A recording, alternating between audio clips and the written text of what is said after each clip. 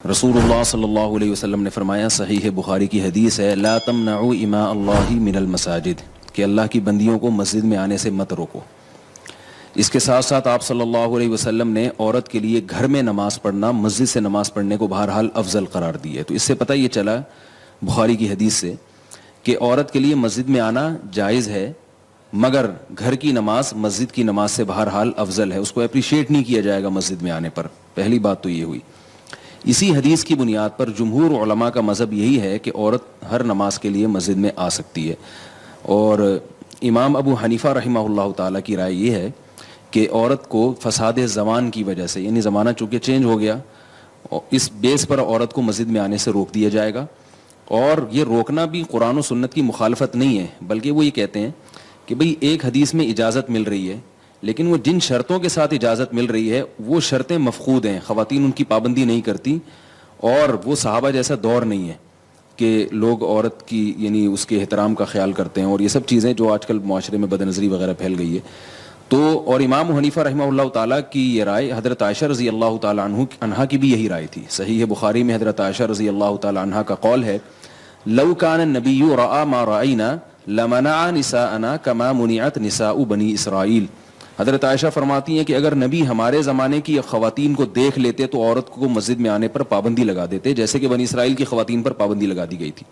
تو آپ سوچئے کہ حضرت عائشہ رضی اللہ تعالیٰ عنہا اپنے زمانے کی خواتین کے بارے میں کہہ رہی ہیں کہ ان کے حالات اگر نبی دیکھتے تو مسجد میں نہ آنے دیتے۔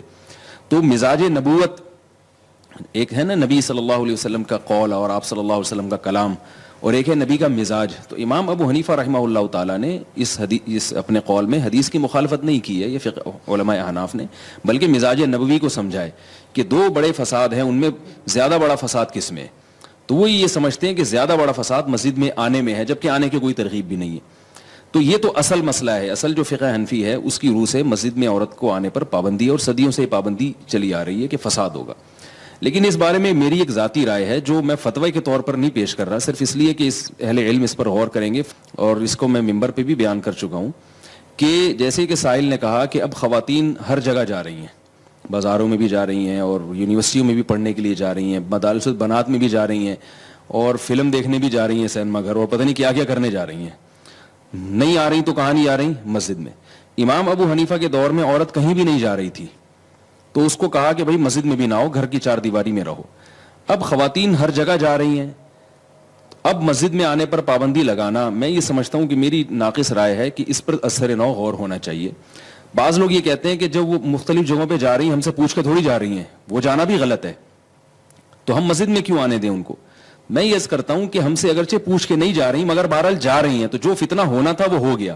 اب ایک خیر کی جگہ تھی مسجد، جو اسلاف کا دور تھا نا، اس میں عورت کو گھر کے اندر وہ خیر کی تمام چیزیں معلوم تھیں، یہ معلوم ہو سکتی تھیں جو مسجد سے جن کا تعلق تھا، دینداری تھی، اسلامی حکومتیں تھیں۔ اب عورت کو گھر میں دین نہیں ملتا، اگر کسی خاتون کو گھر میں دین مل رہا ہے تو ٹھیک ہے، وہ نہ آئے مسجد میں۔ اب خواتین کو گھر میں دین نہیں ملتا، گھر میں ٹیلی ویژن ہے، واٹس ایپ ہے، فیس بک ہے، دنیا کی ہر چیز ان کے پاس موجود ہے۔ اب اس میں جناب ان کو سارے قسم کے مختلف تفریحات کے پروگرام مل رہے ہیں، تو مسجد سے جو ان کا تعلق ہے نا وہ آہستہ آہستہ ختم ہوتا جا رہا ہے۔ آپ کہہ سکتے ہیں کہ ٹیلی ویژن پہ مذہبی چینلز بھی تو آتے ہیں، تو ٹیلی ویژن پہ جو مذہبی چینلز آ رہے ہیں ان کا بھی آپ حشر دیکھ لیں کیا ہے۔ جو مذہب کے نام پہ چینل چل رہے ہیں ان میں بھی ایک آدھ ہی بمشکل صحیح ہوگا، باقی تو وہ بھی فساد پھیلا رہے ہیں۔ تو مسئلہ یہ ہے کہ فقہ حنفی کی جو بنیاد ہے وہ یہ نہیں ہے کہ عورت پر مسجد میں آنے پر پابندی ہے، ایسا نہیں ہے، تو حدیث سے ثابت ہے۔ اصل یہ ہے کہ فساد کس میں ہے، تو فقہ حنفی میں فساد کی وجہ سے پابندی ہے۔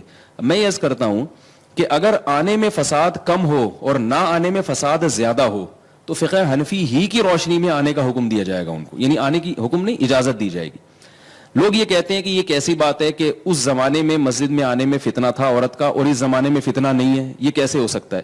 میں یہ کہتا ہوں کہ یقیناً اس زمانے میں فتنہ ہے، لیکن نہ آنے میں جس نوعیت کا فتنہ ہے وہ بہت بڑے درجے کا فتنہ ہے۔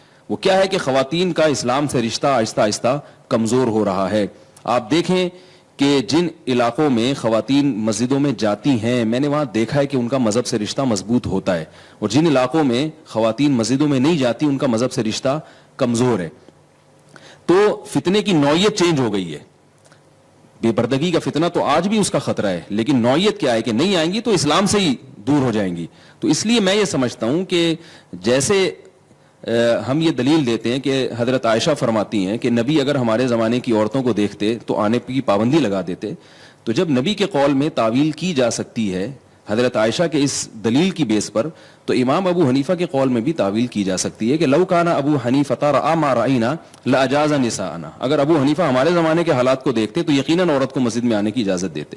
تو اس لیے میری ایک ٹوٹی پھوٹی ناقص رائے ہے جو علماء کے غور کرنے کے لیے میں پیش کر رہا ہوں کہ اس زمانے میں خواتین کو, بنات کے مدرسوں کا بھی تو صدیوں سے ہمیں کوئی تصور نہیں ملتا نا, لیکن مدارس البنات کی اجازت کیوں دی گئی کہ بھائی یونیورسٹیوں میں جا رہی ہیں, ڈاکٹر بن رہی ہیں, انجینئر بن رہی ہیں, تو عالمہ کیوں نہیں بن رہی, جبکہ صدیوں میں لڑکیوں کے مدارس کا آپ کو اسلامی تاریخ میں کوئی تصور نہیں ملے گا. تو وہ کس بیس پر ہم نے اس کی اجازت دی ہے؟ ہاں یہ ضرور ہے کہ نماز میں جو خاص طور پہ وہ نمازیں جن میں بیان ہوتا ہے ان میں اگر اجازت دی جائے تو پھر خواتین کو فائدہ زیادہ ہوگا, جیسے جمعے کی نماز ہے. بعض لوگ یہ کہتے ہیں کہ اس کے لیے نماز میں بلانے کی کیا ضرورت ہے, بیان میں خواتین کو آنے کی اجازت ہے, تو دین کی تبلیغ تو بیان سے ہوتی ہے نا, نماز سے نہیں ہوتی. اس اشکال کا جواب یہ ہے کہ نماز میں ایک اٹریکشن ہے, نماز پڑھنے کے لیے جب لوگ آتے ہیں تو بیان بھی سن لیتے ہیں, صرف بیان کے لیے مسجد میں آپ لوگوں کو بلائیں گے تو نہیں آتے. اس کا تو علماء کو, یعنی جو مساجد کے ائمہ ہیں ان کو تجربہ ہے. آپ دیکھیں جمعے میں کتنے لوگوں کا رش ہوتا ہے, کیونکہ جمعے میں بیان کے ساتھ نماز ہوتی ہے. عید میں کتنا رش ہوتا ہے, کیونکہ عید میں بیان کے ساتھ نماز بھی ہوتی ہے. ویسے ہی اگر آپ صرف بیان کے عنوان سے مجمع رکھیں گے تو لوگ نہیں آتے.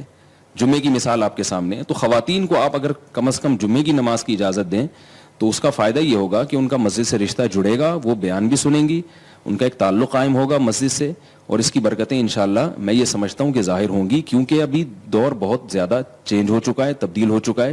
اب اگر خواتین کا آپ نے مسجد سے تعلق ختم کر دیا تو وہ پھر ان کا تعلق سینما گھروں سے مضبوط ہوگا, ان کا تعلق ٹیلی ویژن کے ساتھ مضبوط ہوگا. امام حنیفہ کے دور میں گھر میں شوہر کے ساتھ مضبوط ہو رہا تھا تعلق, اور اب تعلق جو ہے نا وہ بہت, تنظیم اسلامی والوں نے اس سال تراویح میں خواتین کو بہت بلایا, جیسے کہ وہ ہر سال بلاتے ہیں. تراویح میں بہت ساری خواتین آتی ہیں, پھر درس قرآن سنتی ہیں. کسی نے مجھ سے آ کے شکایت کی کہ یہ تو جائز نہیں ہے, خواتین کا تراویح میں اس طرح سے فقہ حنفی کی روشنی میں جائز نہیں ہے, اور ان کی بھی بر صغیر میں اسی پر عمل ہو رہا ہے, تو یہ کیوں ایک الگ رائے کر رہے ہیں؟ تو میں نے ان سے کہا کہ اگر یہ خواتین کا اجتماع یہاں نہ ہوتا تو یہ خواتین ابھی طارق روڈ کی سڑکوں پہ گھوم رہی ہوتی, رمضان کی راتیں اس طرح سے ضائع کر رہی ہوتی. ابھی انہوں نے کسی خیر کے کام میں لگا دیا, ان کو تراویح میں لگا دیا, عبادت میں, اور ساتھ ساتھ تفسیر میں لگا دیا. تو اگر وہ نہ لگائیں تو نتیجہ یہ نکلے گا کہ وہ شاپنگ سینٹروں میں اپنے ٹائم کو برباد کریں گی.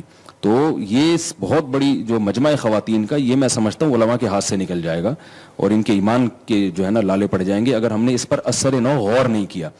باقی یہ ہے کہ اگر کوئی عالم یہ سمجھتا ہے کہ میری بیوی کو گھر میں پورا دین مل رہا ہے تو ٹھیک ہے, وہ کہے کہ بیگم تمہیں کیا ضرورت ہے جانے کی. میں ایک عوام کی بات کر رہا ہوں, تو یہ میری رائے ہے جس پر غور ہونا چاہیے.